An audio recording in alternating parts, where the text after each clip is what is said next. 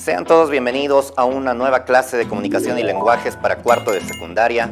Soy el profesor Eric Utipa y en esta ocasión estaremos continuando un tema que ya habíamos iniciado. Vamos a seguir hablando de los medios de comunicación, pero en esta ocasión vamos a hablar de las funciones de los medios de comunicación, así como también de la estructura de los periódicos, tanto interna como externa. ¿Están listos? Comencemos.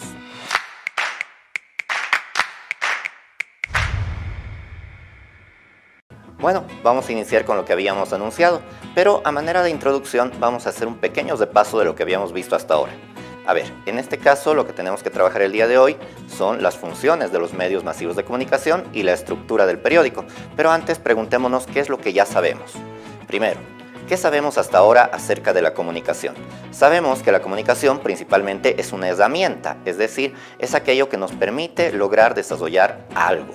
Nos permite en algún caso obtener algo que necesitamos o nos permite conseguir algo que andamos buscando.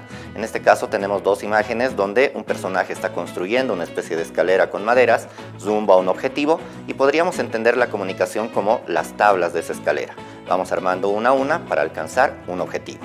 Pero también puede ocurrir que en algún momento nosotros requiramos de ayuda, es decir, necesitemos algo que nos pueda salvar. En ese caso la comunicación, como en el dibujito que tenemos, nos sirve para pedir esa ayuda y hacer que otra persona pueda colaborarnos. Eso es la comunicación.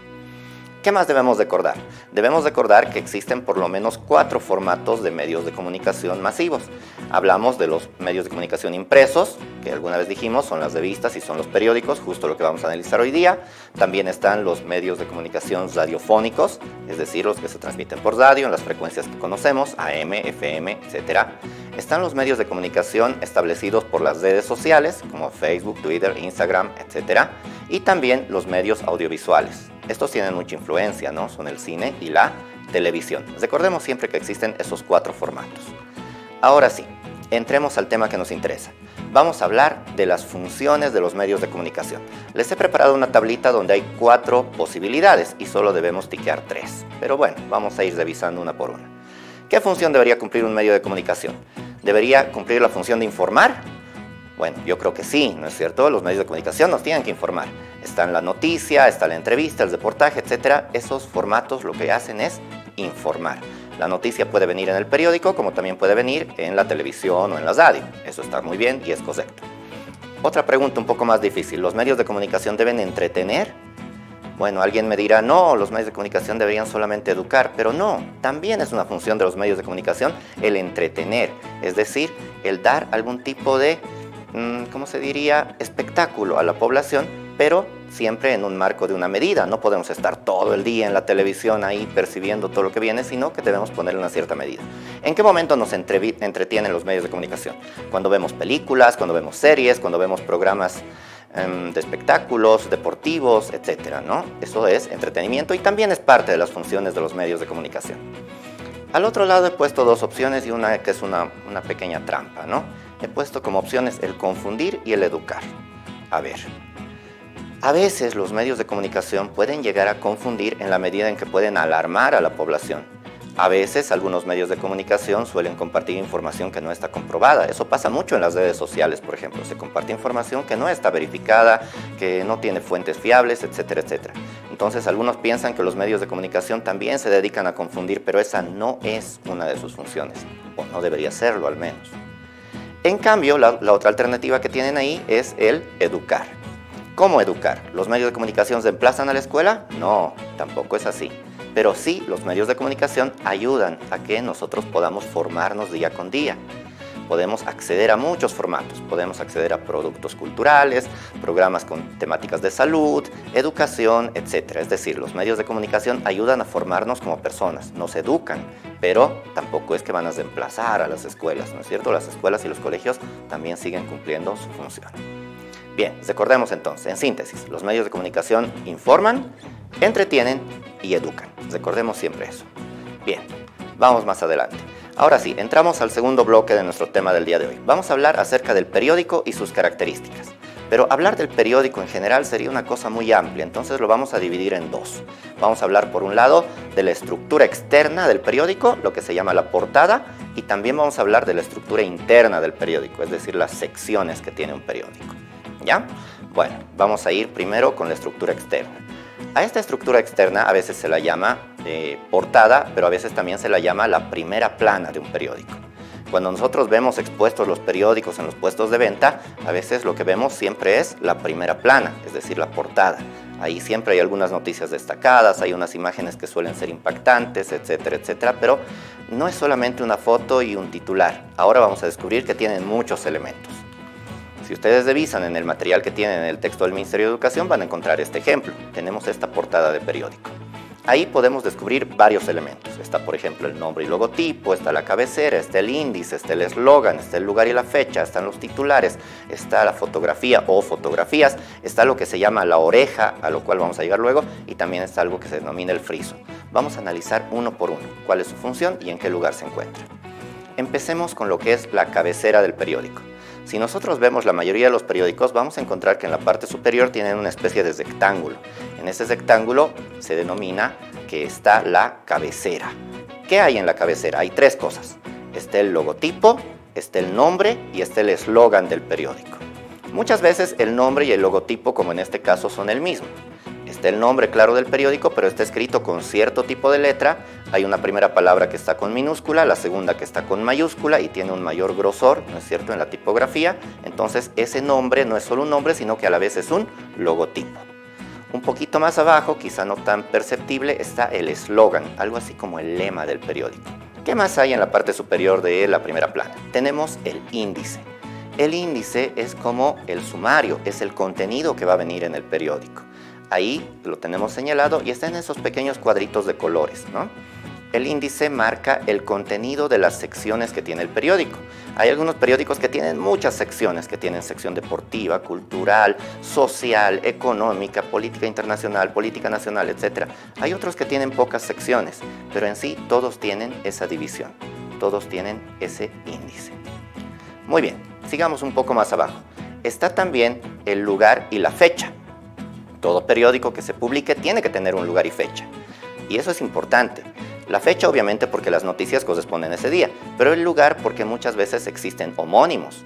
Hay muchos periódicos, por ejemplo, que tienen nombres genéricos así como El Diario o El País, y están en muchos lugares. Puede haber El Diario en un país de Europa, puede haber El Diario en un país de Latinoamérica, puede haber El País en un país de Europa, puede haber El País en un país de Latinoamérica. En este caso, el lugar marca la ciudad donde se publica. En nuestro caso, podría ser Santa Cruz, podría ser La Paz, podría ser Cochabamba, el lugar, y a continuación la fecha. ¿Qué más tenemos en el periódico? Siempre con letras grandes vamos a tener los titulares. A veces hay un solo gran titular, pero a veces, como en este caso, tenemos dos. Hay uno que está marcado con otra tipografía más pequeña, pero resaltada con el color negro, y hay otro que tiene un tipo de letra un poco más grande, pero que ya no tiene ese fondo negro. Son dos titulares. ¿Qué son los titulares? Son las noticias relevantes.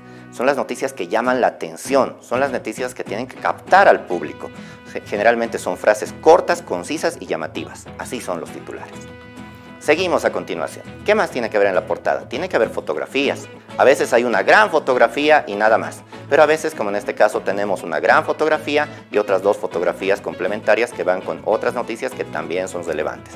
Las fotografías aportan para entender mejor el contenido y la información. Un poco más abajo, en la primera plana, encontramos lo que se llama friso. ¿Qué es el friso? Es ese otro rectángulo donde hay unas secciones y también se está marcando algunas noticias que son importantes. En algunos casos el friso también tiene una pequeña fotografía, como en este caso. En otros casos es solamente texto. Continuemos. Tenemos este nombre llamativo, la oreja, les había dicho. Es un poco raro, ¿no? Como una oreja en una primera plana.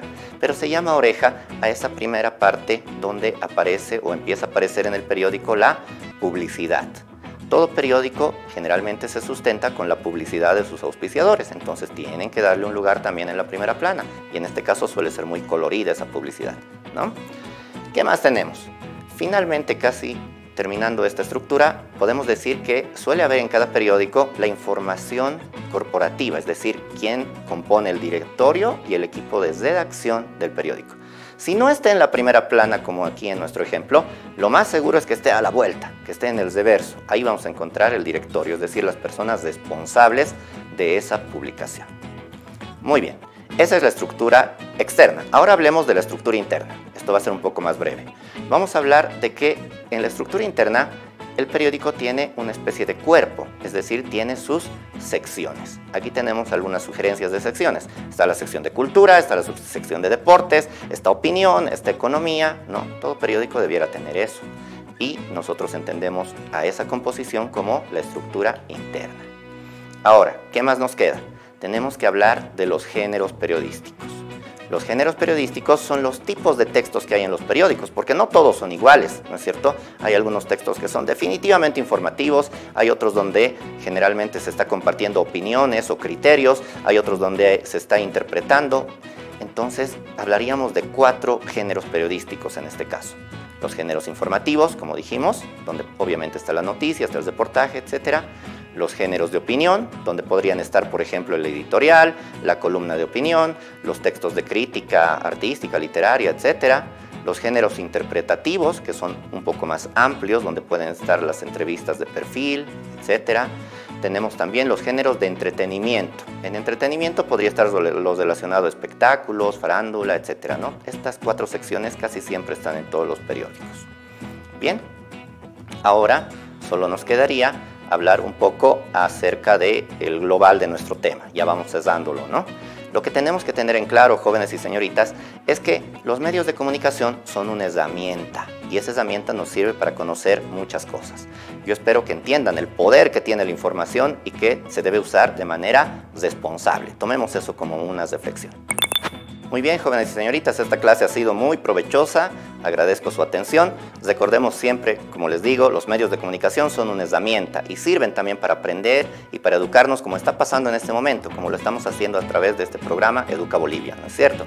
Los invito a que amplíen sus conocimientos, amplíen sus lecturas a través de las páginas del texto del Ministerio de Educación, el texto de aprendizajes del Ministerio de Educación, y podamos desarrollar mucho más allá de lo que hemos podido ver hoy. Les agradezco por su presencia y los invito a que nos acompañen la próxima emisión en las clases de comunicación y lenguaje de cuarto de secundaria. Educa Bolivia 2021, año por la recuperación del derecho a la educación. Lávate las manos permanentemente.